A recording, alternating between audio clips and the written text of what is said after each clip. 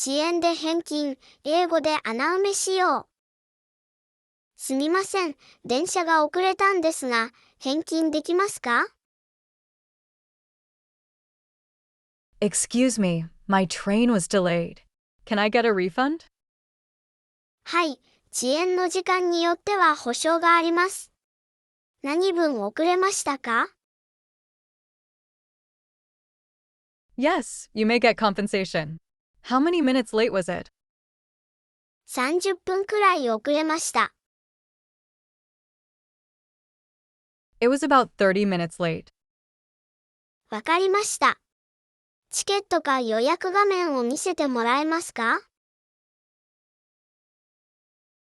Okay, can you show me your ticket or your booking screen? はい、これです。遅延証明書も必要ですか？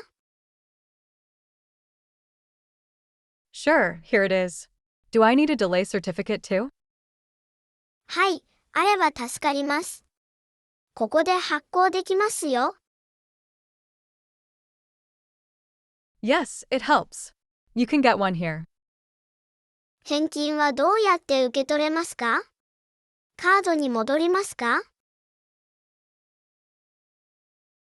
How will I receive the refund? Will it go back to my card?